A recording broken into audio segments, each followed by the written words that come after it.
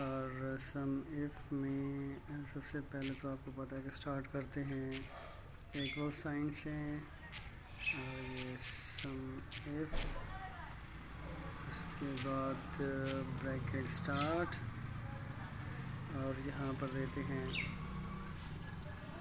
सबसे पहले वो रेंज जिसमें हम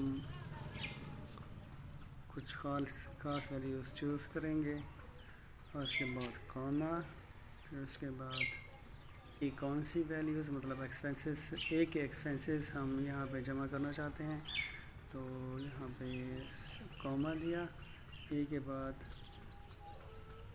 अब हम यहाँ पर जिसमें से वैल्यूज़ उठाकर जमा करनी है तो वो हम यहाँ पे रेंज दे देते हैं और ब्रैकेट क्लोज, ओके प्रेस करते हैं। तो ये सारी की सारी वो वैल्यूज़ जमा हुई हैं जो कि ए के एक्सपेंसेस हैं। बी के एक्सपेंसेस चेक कर लेते हैं। Equals to sum if range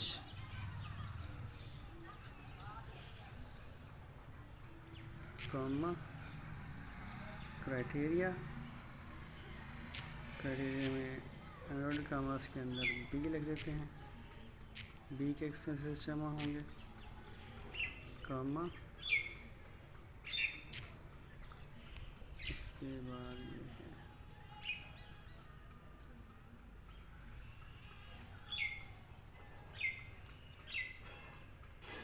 B के एक्सपेंसेस जमा हो गए।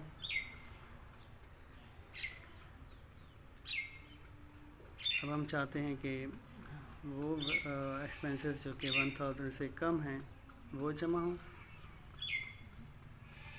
मतलब किसी दूसरी रेंज में से हमने शर्त नहीं देनी, उसी एक ही रेंज में से डाटा को पिक करना है और उन्हें जमा करना है, और शर्त उसी के ऊपर देनी है। इक्वल्स टू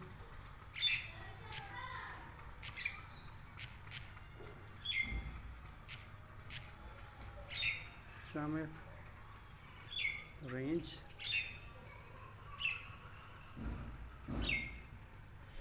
और कॉमा, हम यहाँ पे चेंज कर देते हैं इसको,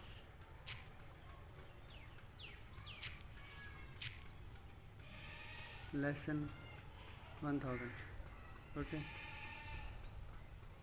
तो ये है ये बनता है 25। इसमें आप देख सकते हैं कि एक सिर्फ इसमें दो वैल्यूज़ मौजूद हैं जो कि 1000 से कम है, एक है 25 और एक है 260। तो इन दोनों को जमा करेंगे तो ये 285 आ जाएगा। ओके, थैंक्स, अल्लाह हाफ़िज़।